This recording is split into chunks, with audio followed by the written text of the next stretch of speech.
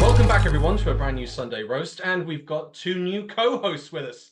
Liz, can you introduce yourself, please? Hello, everyone. I'm absolutely over the moon and delighted to be here as co-host of the Sunday roast.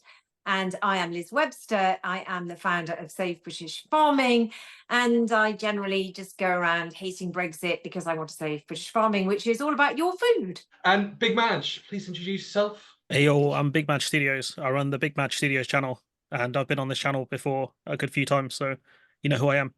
Emergency co-host in the past and now full co-host. Promotion. Awesome. We made it. We made it. My name's Alex Kerr. I'm also Political X. I'm a YouTuber, journalist, historian, and author. So we're going to go straight into it. Sick man of Europe. Are we the sick man of Europe, Liz? Well, wasn't this just inevitable? I remember actually writing on my Facebook page before Brexit happened and saying we were going to end up the sick man of Europe. Yeah, of course, this was inevitable. Brexit was really bad idea. Putting up trade barriers between, yourself and your biggest market is really not a good idea. It literally just destroys your economy. It gives you problems with food. It makes you weak.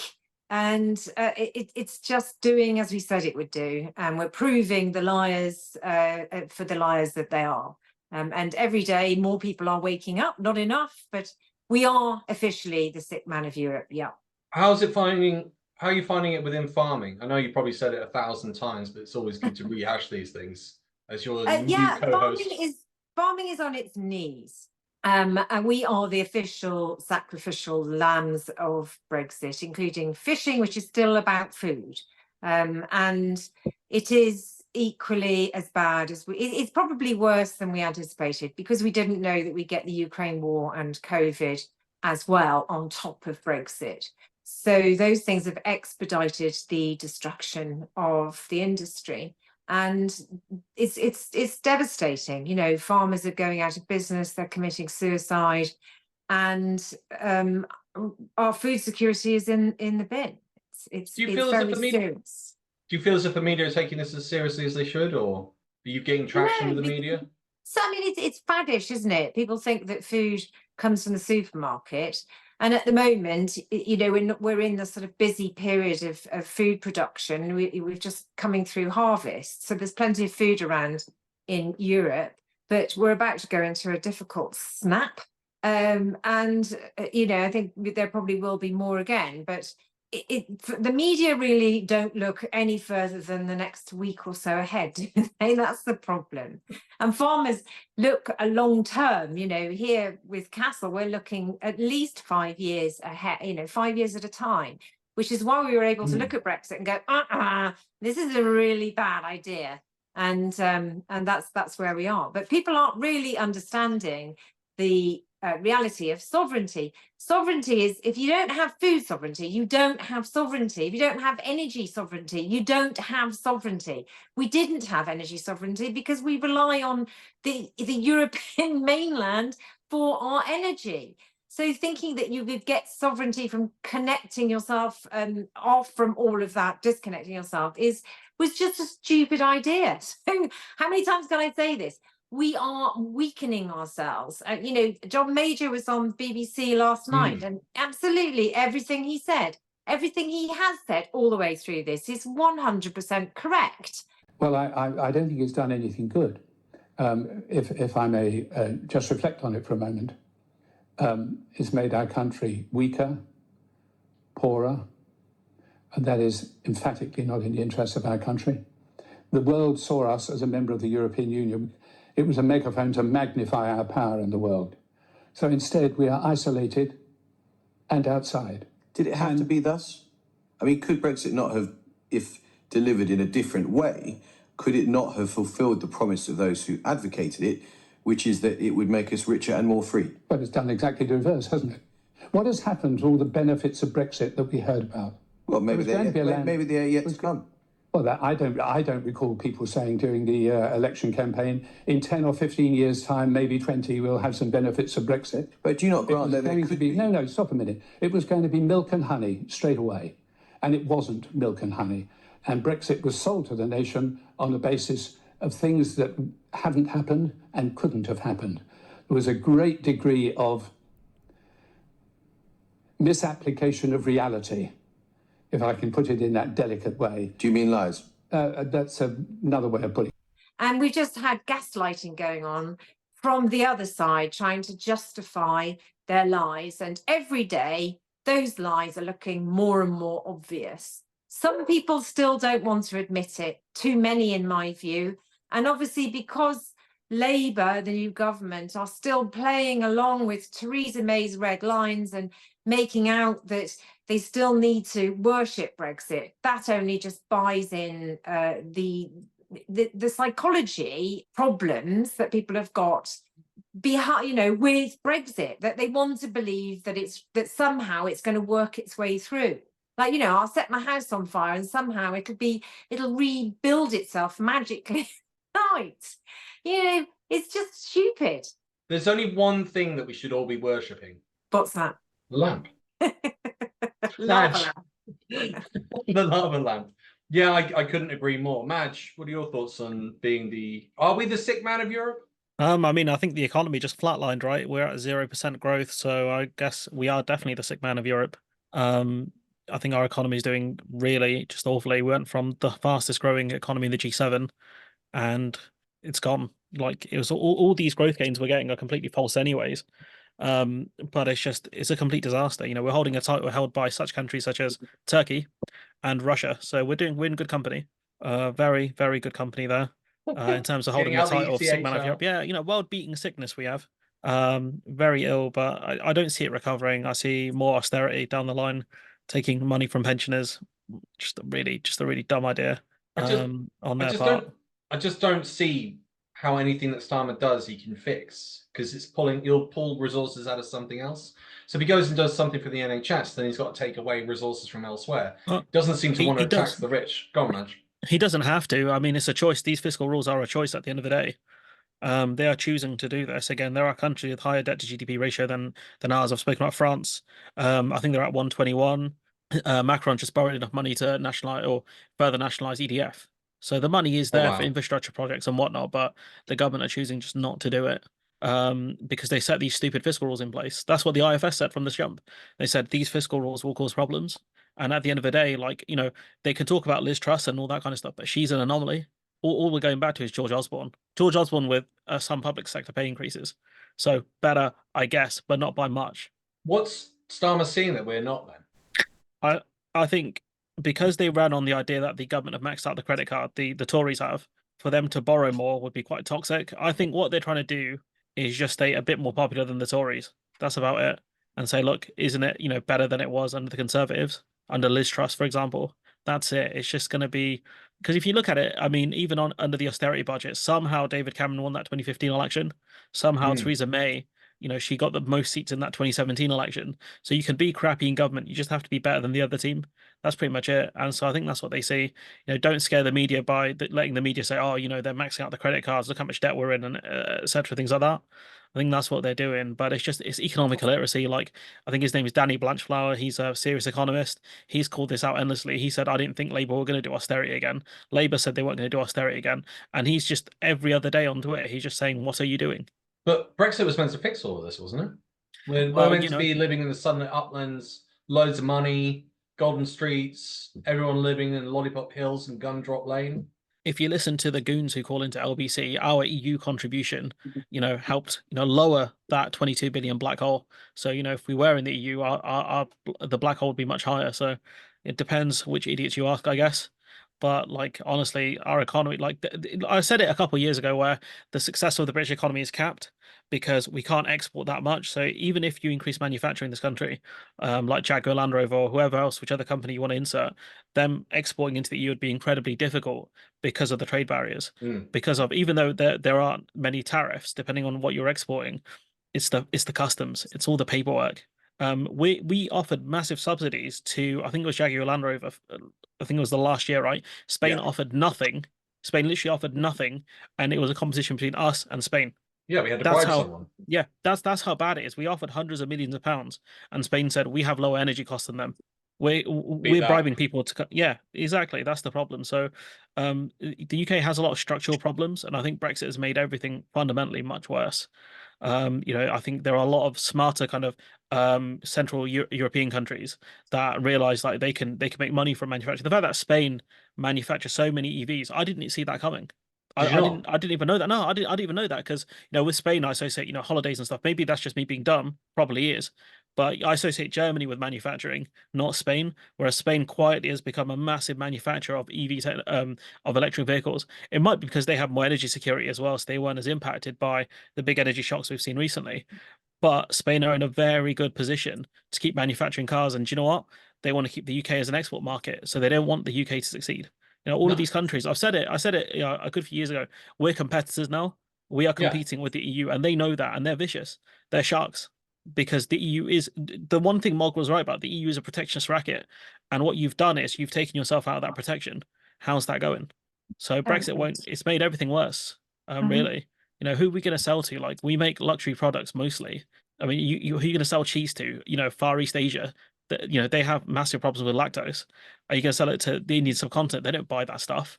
Well, the one I mean? country that did buy our cheese, they can't any longer because we had a spat over hormone beef with Canada. So we've lost all of our quotas for cheese to Canada. So yeah, it's bad. And Wow. that deal was up for negotiation as well. I think the CETA deal, because we're out, we have to renegotiate that deal. And I'll tell you what, those Canadian farmers were real mad about the deal that you got. I think they'll come back and say, look, you are not offering anything as good as those terms ever again. Not to the UK. Hormone-fed meat thing is absolutely there, and the next problem looming. Without a doubt, Canada will not let that go with us going into CPTPP, the comprehensive. Oh God, what is it again? Pacific Trade Agreement. Pacific Trade Partnership. Yes, I never remember what it stands for. Yeah, but once I think today we signed a trade deal with Thailand. Did you know that? Yeah. And of course now, and so you can celebrate. And Malaysia actually agreed that we can accede to CPTPP, which opens up the door to Malaysia exporting palm oil to us. But what's Malaysia going to buy off Britain? I don't know. Maybe sarcasm. Sarcasm, yes. But they don't. The thing is, Invaluable. Yeah, invaluable. Yeah, true. Especially in dark times like these. But no, I don't see the UK recovering from this. I really don't want to join the CPTPP. They have all sorts of dodgy courts and stuff like that. You can get done if you cost a company their profits. It's awful. There's a reason why Trump ran against it, because he knew how stupid this thing was. Because it loses sovereignty. That's why Trump pulled out of it. And here they are, the Brexiteers going, yeah, we're going into CPTPP. It's like, it's a complete loss of control going into CPTPP. And Starmer's doing the same, but Starmer's saying he wants a veterinary agreement with the EU. I cannot see how you can get a veterinary agreement and do CDPPP. You can't do both. It's impossible, because CPTPP is harmonization of regulations, and it will pull us towards more deregulation. I think that's the point, isn't it? That is the actual point. It's Singapore and Thames is a slang term for. Starmer was either lying to the Brexiteers or to the Remainers. And it's at the moment, it looks like the way the direction of travel is, we're still heading towards, the madness of the Pacific deal, which means there's no chance, there's no hope of undoing Brexit. Yeah. The CPTPP has a set of rules that govern it, which is drawn up by a board, which each country gets a representative on, and then they vote stuff through. There is a decent caveat to that, which is you can leave just by saying we're leaving, and you then have 6 months. So if it is particularly bad, not to say it'll do our economy. Maybe that's what they know. Maybe Starmer knows that they're going to try and make Brexit work, and then perhaps when CPTPP ends up pulling us towards the discomfort of hormone-fed meat, that gives them the excuse to say, oh, sorry, this fails. But at the moment, they say they want to sign a deal with India as well. I mean, India trade deal for farming is absolutely dreadful for our standards, for everything. It's cataclysmic. They're known to be hard trade negotiators. So they'd rather leave it than take it if it's not in their favour. They're known for that. Yeah, but we've had trade negotiators tell us that on the show. So you're like, That's not necessarily going to be to our advantage. They've got 1 billion people. They've also, it seems to be a contentious issue that they want to have visa rights as part of the trade negotiation, which all the Brexiteers will go nuts over. Well, yeah, I mean, that's the part I'm in favour of, but I'm very welcoming of immigration. But I understand we need it. I mean, it's a serious problem. Well, So- I've been saying for almost a year now, low birth rate. I reckon we're going to have another 500,000 people leave this year. I reckon it'll be, that's extraordinary. Ireland was losing and the UK were losing, I think, 50,000 a year in the 70s. That was called a brain drain. This is brain drain on steroids. It's really shocking. And then the birth rate. So, I mean, part of the reason, and we'll segue a bit into this, with the sick man of Europe, I was listening to a show this morning, and they were talking about the health issues that 1 in 10 Brits are now on.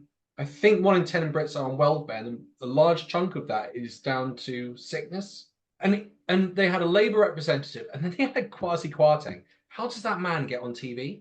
Can anyone explain that to me? Well, he's He quite crashed the economy and got sacked. I know he's handsome, he's got a nice voice. Does he? I mean, Yeah. it's not dulcet tones I get coming out of him. I mean, it is extraordinary, but I think from a sort of aesthetic point of view, he looks nice and his voice sounds nice. But yeah, then when you remember what he did and when he was giggling in the Queen's funeral about crashing the economy, it does make you feel like smashing the television at that point. But yeah, I mean, look, this whole thing of scapegoating people for being sick. And in fact, I nearly had a row with my husband about this today because he reads the Times. He used to read the Telegraph, and I said, right, that's it, it's out. So now it's the Times. I said, okay, you can read the Times. And he said, oh, do you realise how many people are on the sick and they're not working? And I said, David, you know, how many, because I've had a bit of a health problem recently. I had real difficulties getting a doctor's appointment and getting treatment and everything else. I said, you know, no wonder people are sick because you can't get any treatment. It's really hard. I mean, even my GP asked me and said, you know, do you want to go private so that you can actually get some treatment? You're joking. So you've got that problem going on. But not only that, the whole benefit system in this country is the worst in all of the Western countries. It isn't really job seekers allowance. It is actually they terrorize people who try and get support for being out of work. So a lot of people are deciding not to take benefits for whatever reason. And it means they're opting out of society, which is why we've got so many homeless people. And this is just horrendous. It's horrific. And we don't have, a lot of people have mental health problems, but we don't have any help for people with mental health problems. You get 6 months to potentially solve an issue, and you might be waiting 1 year to 2 years to get the 6 months. After the 6 months, you've then got to reapply, which might be 1 year to 2 years to get 6 months. Which, if you've got something like PTSD, 6 months, it's a forever issue for the majority. I know, I've got it. And I had to pay for treatment for it.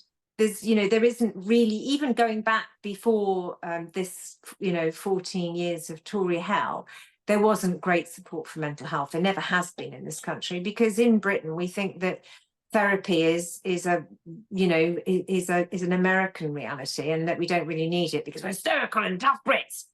Pull your socks up, right? Do you ever hear that? Did you hear that, Madge? Yeah, I've heard that. Pull your socks up, get on with it. Well, it's that blitz spirit, isn't it? That's why you get the expression. That's why a lot of people in Britain say, when you ask them, how you doing? Not bad. Because you couldn't go around during World War II and say, yeah, I'm having a great day, when you've got all this devastation. I shouldn't laugh. But that's the principle behind it. Not bad. And yeah, there is something about that blitz spirit. But get on with Cameron it. used to bang on about wanting to bring back the bloody blitz spirit all of the time with his big society. And it actually, then I used to scream, just say, why would you want to have that back again? For goodness sake, you complete tosspot. Why would you want to go back to that? Yeah, it's absolutely mad, isn't it? Well, you need a bit of hardship in your life. So what have they bloody done that for? You might as well go with the analogy. Why don't we just get hairdressers to pull our teeth out? Why are we spending all this money on dentists? Just pull, why are you getting Novocaine? Didn't have Novocaine in the old days to knock you out. Do they use Novocaine anymore? No, they don't knock you out anymore, do they? It's just you look like you've had it. Let's be honest, living in Britain, no wonder so many are leaving, because it is sadism central. there is a large amount within the British society of wanting to deliver sadism on people. That is what's going on. But And again, it's really hard. it comes back to that deregulation. I think it comes to something, it's like a neo-social Darwinism. Survival of the fittest, but it's reflected through capitalism. Yes. And yet they don't understand that a large chunk of it's luck. You don't know who your parents are. You don't choose to have a rich or poor parent, or a parent with psychological issues, or It definitely goes back to the whole feudal system that we had before the repeal of the Corn Laws, my favourite subject, and you know, everything that was within there. Well, which is really around oligarchy, isn't it? In the modern form, that is what we're heading. That's what we've headed into. But given that we've got I mean, that's the other thing that actually infuriates me. Is that going through all of this hardship since the Tories have been in power, the royal family, the king that is now and the queen before, has never been in receipt of such a lot of money. It's actually sickening that the Crown Estates is raking in an absolute fortune, and our king is wealthier than ever because of that, as his subjects are literally going to have to start eating cats and dogs. We're going to segue onto that later. I want to. I mean, did you see the thing in the Sun, which was about what's the name of the William's eldest? Of what? William. What's William's eldest son called? Oh God, George. There was an article in the Sun talking about him having flying lessons and how proud they were about it.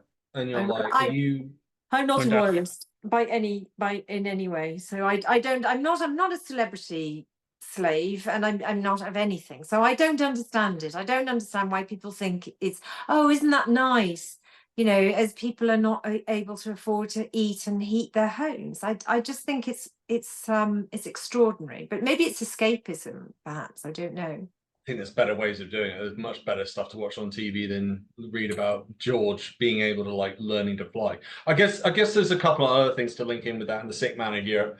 I'm a big proponent on the show about talking about the menopause and perimenopause, which affects, I think it affects 75% of women. And out of that 75% of women that are affected by perimenopause, 25% are incapacitated.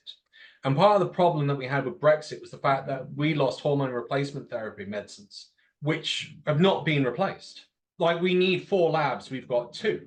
And this is one of these absolutely astounding and amazing things about Brexit that no one talks about, and also getting the workforce back up and running, is where are those medicines? What are they doing about it? Are they building those labs? Labour has said nothing, and yet 25% of 75% of women are incapacitated.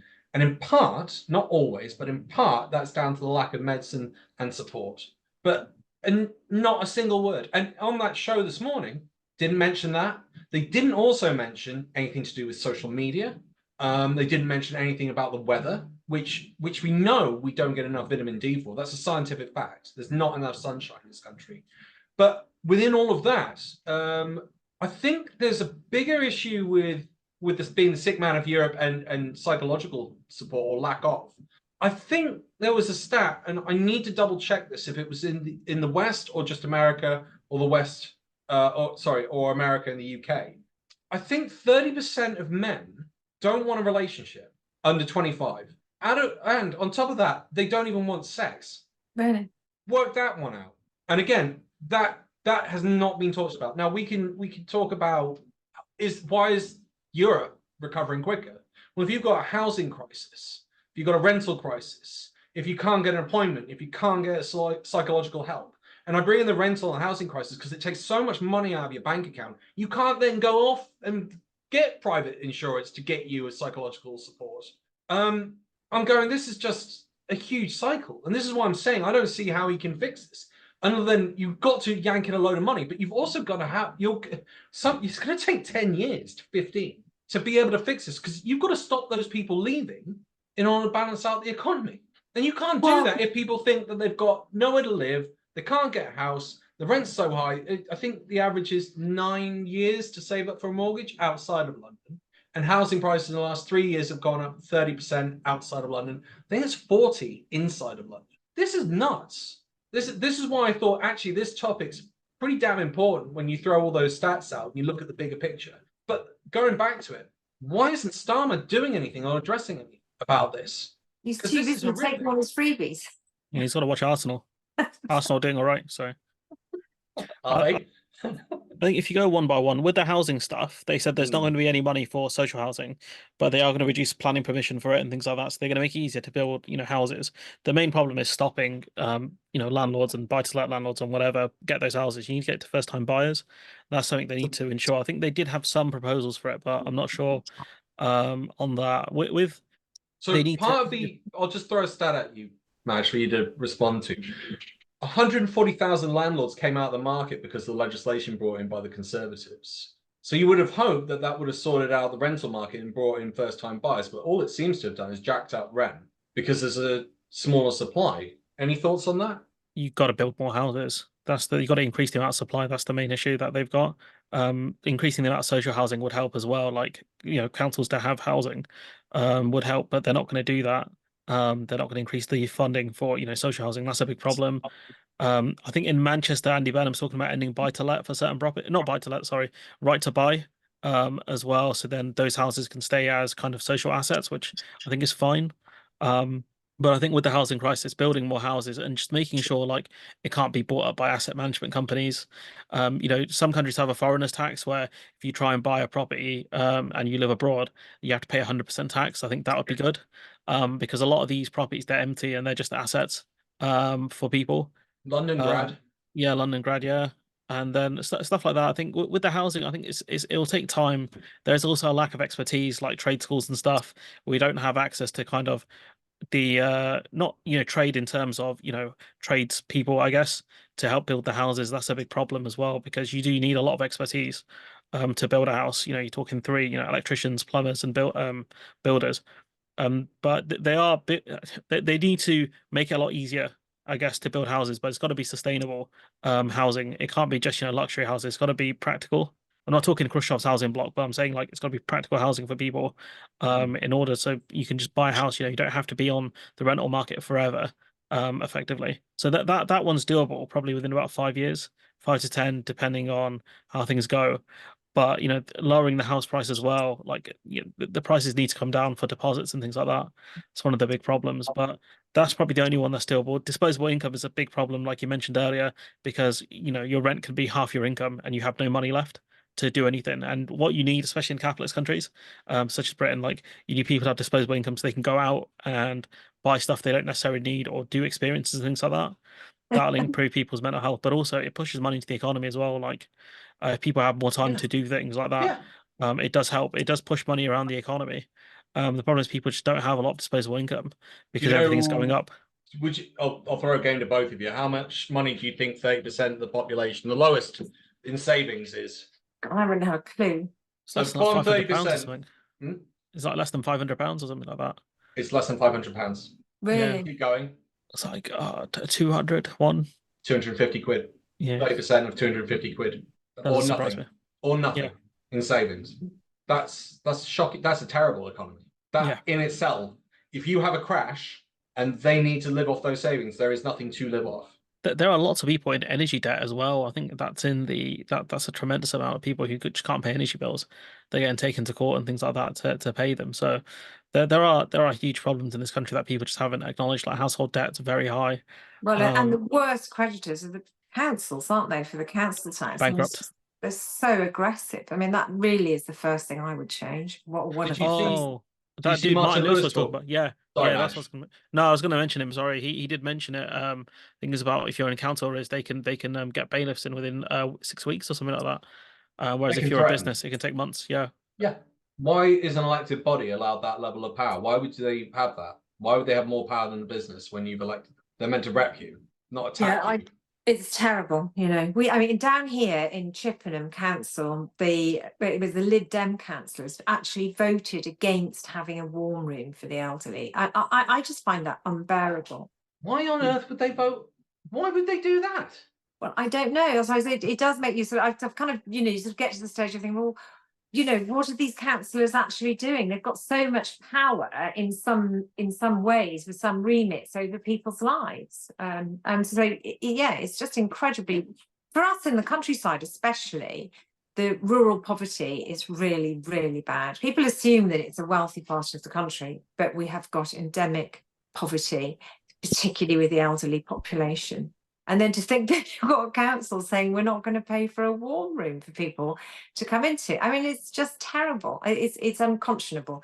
So yeah, I don't, and you can't think how that can happen when, you know, the Lib Dems are all about supposedly about caring for carers. That how can they as a party allow that to happen at a regional level? So I mean, everything is broken, isn't it? So it is incredibly broken. I mean, what are your thoughts on the mental health side of stuff, the perimenopause, the menopause, the issues that I brought up with regard to 30% of men not wanting a relationship? Well, you can't blame them because it's life is hard, isn't it? And it's stressful. And also, how do you? And we've got a young lad who works there on the farm. How do you meet people? And when you're busy and you've got so much stress in your life, and if you don't have spare cash to go and date somebody, how do you do that? So that I suppose it's not really a surprise. Plus, the thoughts of settling down and having a family now are not what they used to be when I was growing up. That's how you were, you were encouraged to get married and think about having a family. You're now thinking, well, how can I afford to have a family? Because both parents need to work. And if you don't earn enough money between the pair of you to pay for the home and the childcare, I think it's very, very difficult. Most expensive childcare in Europe as well. And yes, most expensive. Now, so it's and it's been hard for some time, and it's just nobody solved any of the really difficult problems that we've got. In fact, everything that they've done, it seems they've made all of those problems worse. Everything. I can't think of anything being improved in the last decade or so. Austerity has really killed this country. Like, I was speaking to someone who was Irish, and their situation after the financial crash was a lot worse than ours. And when I explained to them like how much deeper the cuts were in the UK, they just couldn't believe it. They just said, how come it's so much worse? I'm like, the Conservative Party, and their austerity didn't last as long as ours. And they came out of it, and teachers gradually got more pay rises, whereas in the UK we had consistently below inflation pay rises. Yeah. For really until the Reeves budget, I think, where it's above inflation only if you count it within a certain period, but it's still better than what we had. And I'm no fan of Rachel Reeves, not at all. But point being is like the economy is cooked for that reason, because austerity essentially took all the money out. And all of these services have been completely decimated. The childcare stuff the Tories wanted to do is completely untenable because there's no funding in it. You had these nurseries and stuff saying, look, we can't do this. It's impossible. And they're telling the Labour Party the same thing. We don't have the staff or the money to do this, to offer these hours. And that's what I mean. Like, they can talk big, all these plans. They talk about millions invested here and there, but it's just not enough, evidently. We have so many problems here.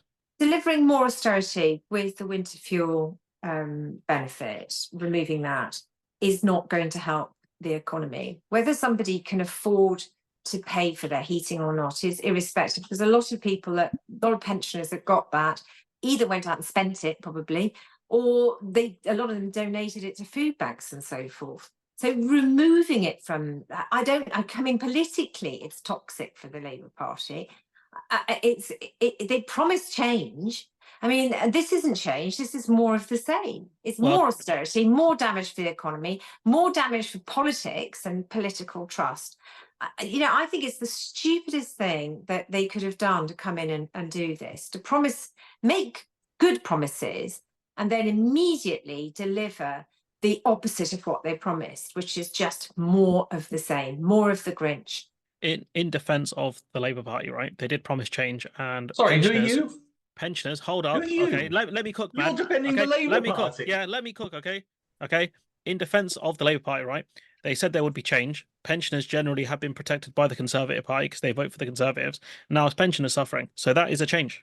Well, I believe in universalism. I don't believe in robbing Peter to pay Paul. The whole point of universalism is that it works because it just keeps the economy flowing.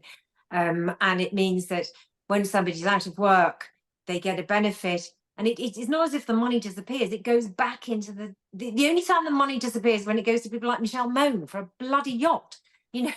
But it doesn't disappear. Giving people money and a good income on benefits because they can't find work or because they've got mental health problems, whatever, it isn't a waste of money. It keeps the economy going. It keeps people in jobs. It keeps things fluid. And that's where, you know, the austerity, that's the ideology behind that. The Tory ideology is oligarchy and removal and the breaking down of universalism. And that, I think, it's a very frightening reality to remove that, put us back into some form of semi-feudalism and no democracy and a you know, real rolling back of rights, which is why they want to come out of the ECHR. Do you not think, well, yeah, that's part of it, isn't it? It's like there might be a few issues with the ECHR, there might be a few issues with the EU, but they just go, right, cut it all out, goodbye. But then you go, well, there's a paedophile inside the royal family. You're going to get rid of that? No. Got to protect that. That's fine. That's fantastic. We need we need the exceptionalism there. Yeah. We need the flexibility. But yeah, with austerity, like he did it to shrink the state, and that's ultimately what they got. And so that's what happened there with the winter fuel payment. Like, I think them getting rid of it was stupid. If they wanted to means test it, they just should have set the tests way higher, because ultimately older people need to heat their homes because otherwise they end up in the hospital. But they And didn't even ambulance have calls to, are like £250. So they just could have taxed it. I mean, that's what they said. That's what they've done with the child benefit. They just tax people over a certain level. They could have done it through the tax system.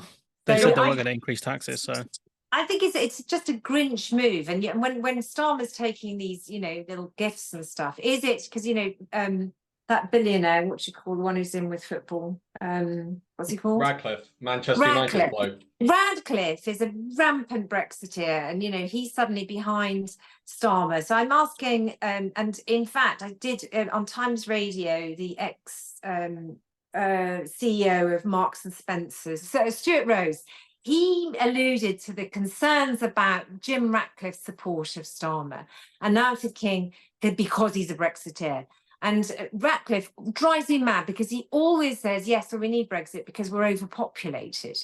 And I'm going, well, what the heck does that mean? And now you're looking at this and going, yes, we are in many ways. We've got population problems because we've got a very large elderly aging population who didn't have enough children. So it's a mushroom population. That is, it's not because we're overpopulated. It's because we've got a very unbalanced population. The working age is not large enough. But also the working migrants that come in, I've had to point this out. It's been quite interesting when you throw it at people who are like anti-immigration saying it's overpopulated, because they can't comprehend this.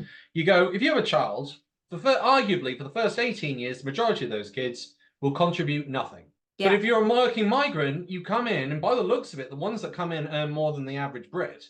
Bring in more with no cost because you haven't had to feed them for and clothe them and educate them for 18 years. And when you throw that, there's a real discombobulation. They can't. They're like, that's fried their brain. Because they're racist. Fascinating to see. Because they're racist. That's why. They'll hide behind like economics of it. That's what happened with Brexit. They're like, they're taking our houses and whatever. And then you explain to them, they have a big impact on wages. It was less than 1%. And then they just turn out to, I just hate foreign people.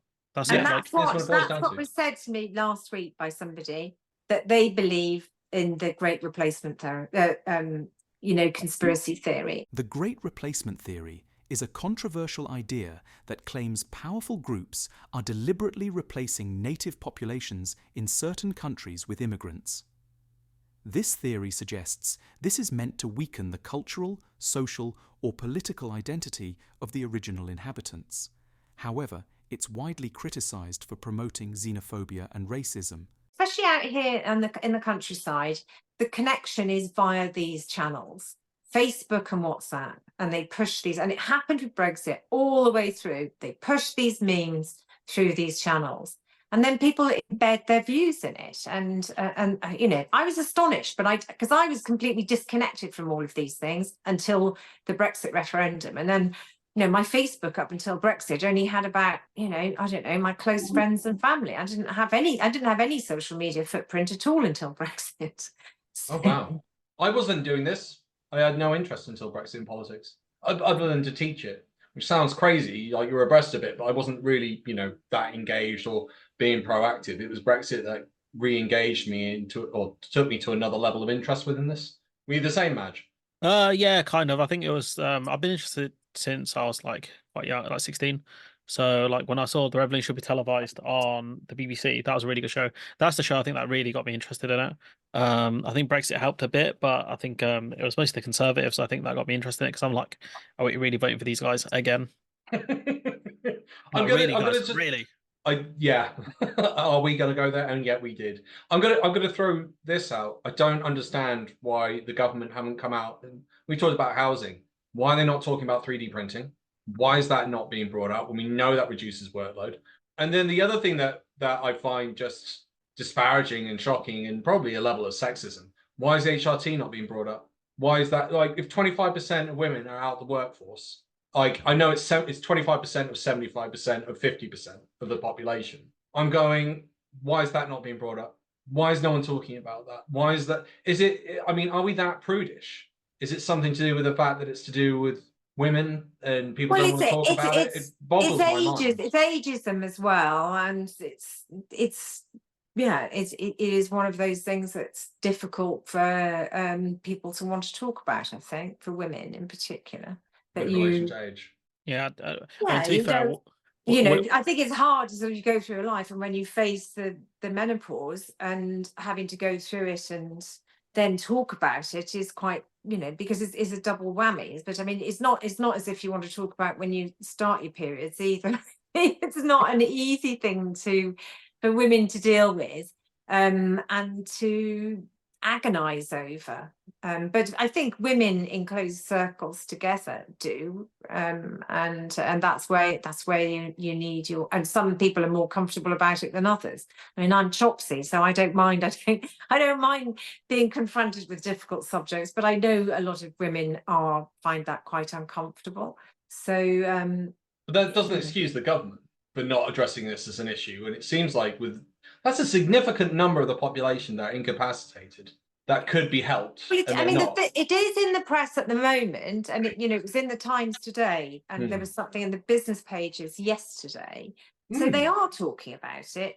You know, I have noticed that's interesting. A slight change in dialogue on these things. And it is early days in terms of, in fairness to the Labour government, it is early days. They won the election in, was it July? And then it was holidays, 2 weeks, and now they're straight into bloody conference season. So there's very little time for them to have changed that much. Plus Farage's riots cause all sorts of problems. And I suppose because the election was sprung on them a bit, they didn't quite have all of their ducks in the row to know what they were doing. But they did manage to do this stupid winter fuel thing, which is actually, it just enraged everybody, which then takes away everyone's energy from the core subjects which are important. But there was something about pharmacies, because there's such a shortage of drugs universally, and because they're not paying enough money to pharmacists are now cutting down their hours. They're threatening to go on a work to rule strike. Yeah, they've never done that before. So you have to think, well, where is the motivation at the heart of the British government and the civil service to ensure that the public are looked after at a very basic level? I mean, it just isn't there. I think so. As I said, I think it's neo-social Darwinism. Survival of the fittest. You survive if you're good at capitalism. And I think that is literally it. And it's not that controversial. Dominic Raab is on camera saying, I don't believe in economic rights and social rights. I don't support the Human Rights Act, and I don't believe in economic and social rights. He's openly said it. He was part of that cabinet. He was a core member. He was Deputy Prime Minister. He was Foreign Minister. And he was a member of that Facebook group to bring back workhouses. I think we're very and debtors' prisons. Do you reckon they read like Scrooge or Oliver Twist and thought, "Oh, I quite like the"? It was like, this man's the villain. He's the villain, really. He's the villain. Sounds great to me. He was doing so good until he changed. But yeah, in this country, you can't even get they barely talk about routine operations. So, forget the other stuff. I think the psychological abuse is passed down through generations, and I think a lot of them have had it passed down to them.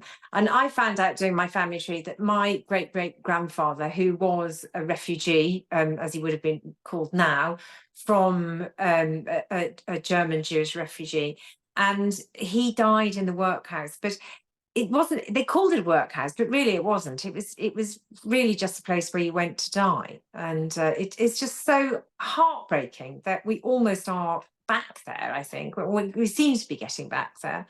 And it's just so depressing. Well, that's what, Osborne did. He talked about shirkers and strivers, He talked about, your neighbor closing their curtains in the morning, which honestly, his analogy makes no sense the more I think about it, because you close your curtains at night for a start. But essentially he was saying, you're a like, vampire. yeah, that's true. Maybe his neighbor, no, he would be the vampire because he's pale as hell. But ultimately, like, that's the thing that they did the best. They pit, kind of working class people against each other. And so that's how Osborne kind of succeeded, because he kept that, especially when you had like Benefits Britain or whatever that TV show was called on Channel 4, and all of that kind of pro austerity mantra of like just demonizing unemployed people and things like that.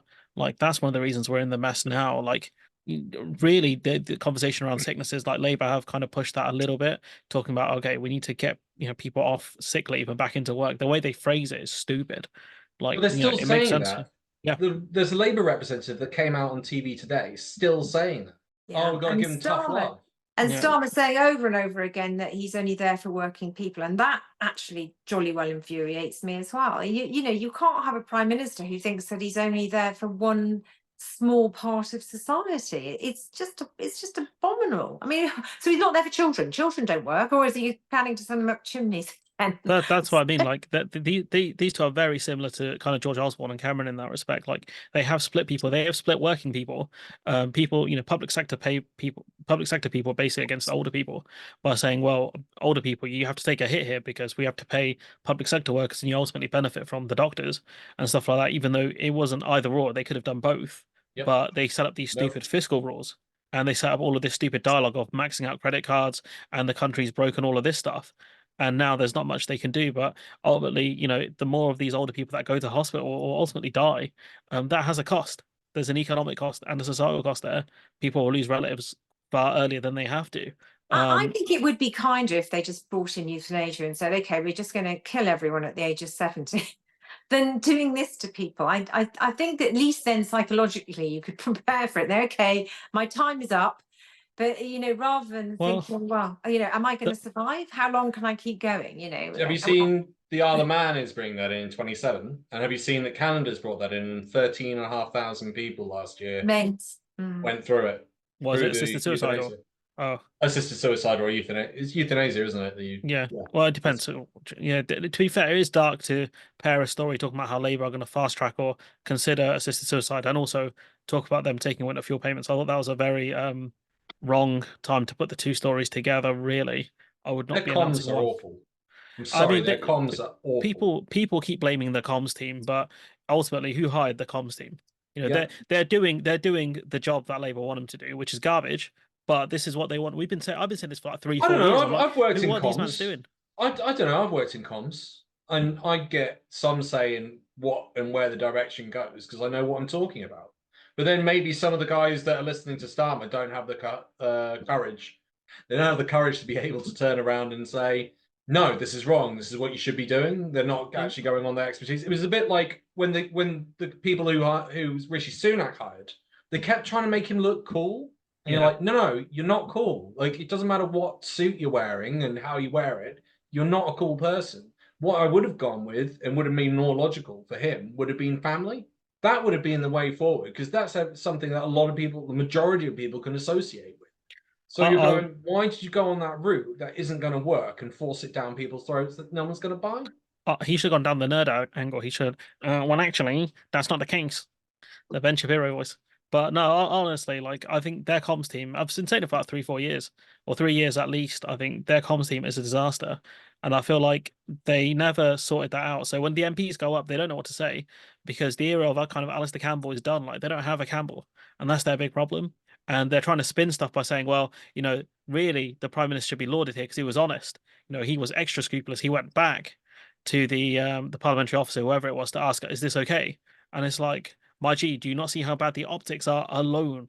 Or the fact that you've got dude not just dressing you and buying you glasses, but your wife as well, And like Yeah. apparently he's doing it for the whole party. Anyone who needs a suit or clothing can go to this guy.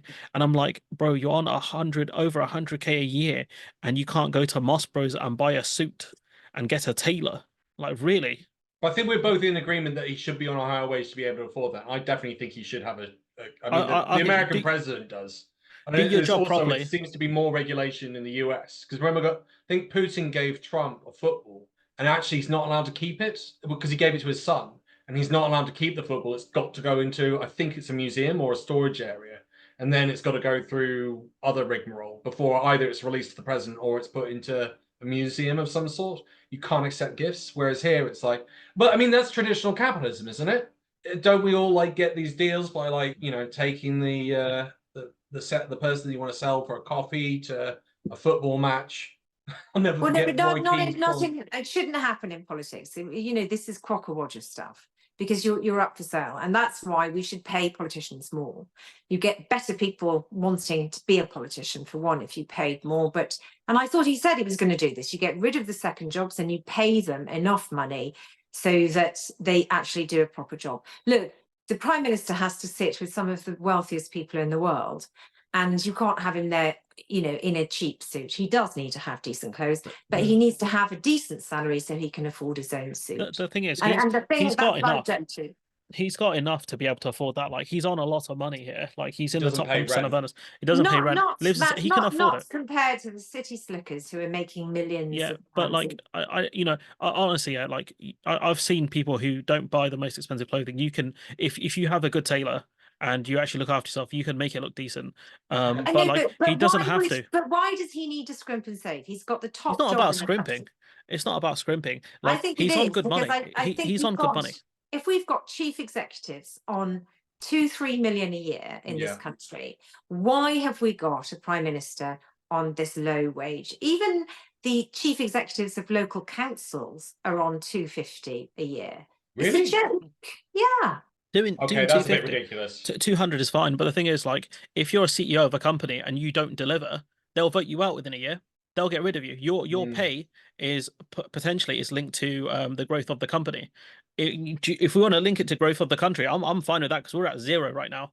So you should not get a salary increase. You can take your big fat 0. You keep your big fat 0. Oh, your 0 point. You can take your 0.06% growth as well. But or whatever we got I this think year. taking bribes as what it looks like, whether, you know, Ali's donations are just to help them out is another matter. I think it's just more scandal that we don't need.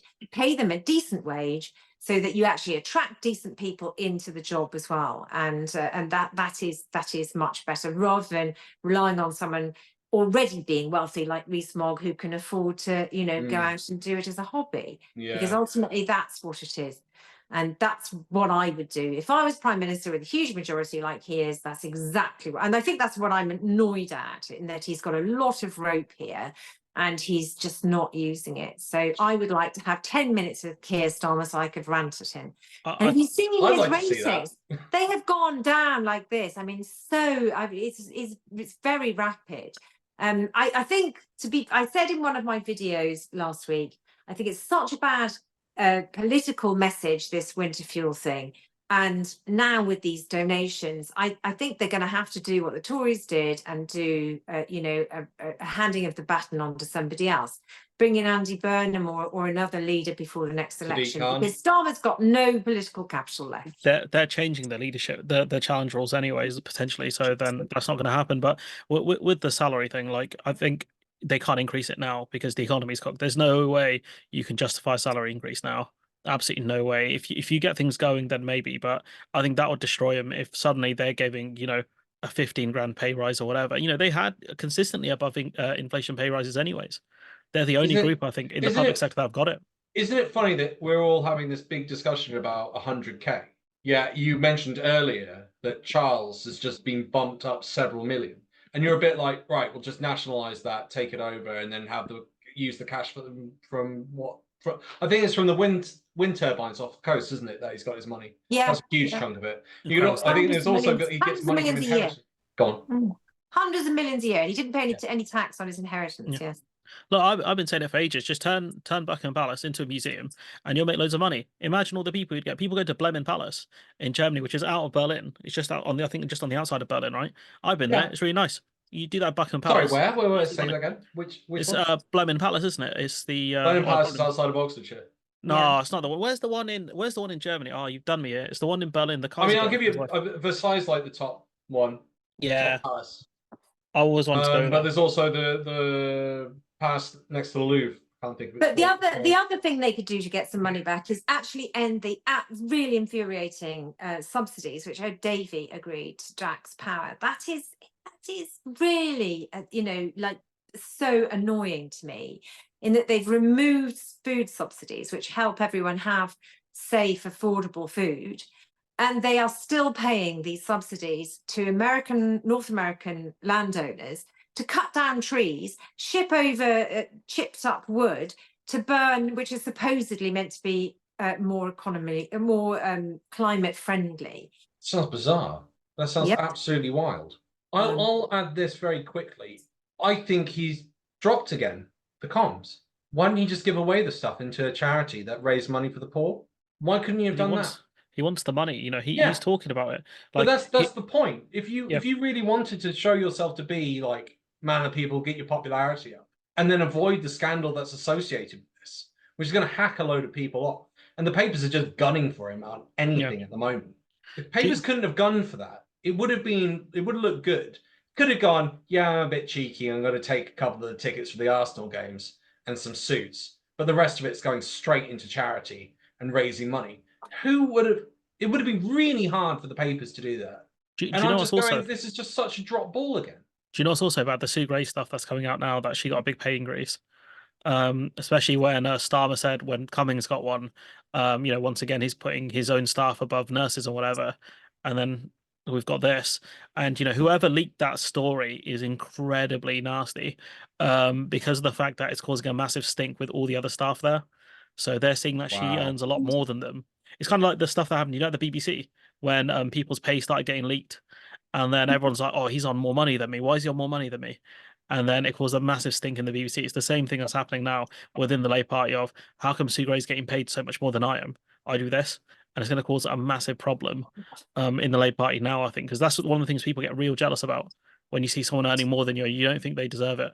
Yeah. That can cause real animosity. So that was leaked to the BBC today, I think, or yesterday. And so, whatever's going on within the Labour Party, it's very factional. We know that, but it's amongst the staffers as well. The people who are essentially like, that's what happened to the Boris Johnson, didn't it? It was Cummings had beef with his wife, Carrie Johnson, and it was very public. It got very public, and I think we're going to see that again here, where you can see a lot of people sniping at each other. We saw that with Angela Rayner, to be fair, and parts of the Labour Party as well, where people were sniping at her, briefing against her. And they ripped into her, and I was like, seems all right to me. She's allowed a holiday. No, it wasn't. Not the holiday stuff. I'm talking about Good internal. on her. Why could she not go to Ibiza? I'm talking about dance. internal people in the Labour Party were briefing against her. Wherever you're on holiday, I don't really care that much. But with the internal briefings, it's pretty vicious in there, and I think that's going to come out a lot more with the Sue Gray getting paid about 180,000, I think it is. So she's getting paid more than what's his face, Keir Starmer, which is really weird. Well, so I said we need to pay him more, but it is so depressing, because we really need good government now. We really need focused, good decisions, and this is the night. They said what they're about. They talked about the fiscal rules and all this stuff. Me and No Justice and loads of others have been talking about this for potentially a year, since all of this stuff came out with Reeves. And it doesn't take a genius to figure this out. A lot of people hoped with Labour it'd be different. Those economists signed that paper saying, back Labour. And now you've got some of these economists like Blanchard saying, I didn't vote for this. But again, you knew what the fiscal rule was, and that's it. That's all they're going to stand on. It's the same thing what he said during the leadership contest. He said, I'm going to change the Labour Party so we can win. And then after that, all of the stuff he got rid of, those pledges, some of those pledges he got rid of, because he kept saying, I said, I'm going to turn the Labour Party into a party that can win. And that's what he hinged on. It's the same thing. I'm sorry to say, we're out. Thank you so much, co-hosts. This is amazing. I'm going to say arrivederci. Bye, everyone. Thank you so much. Welcome, Bye. See you in 3 weeks.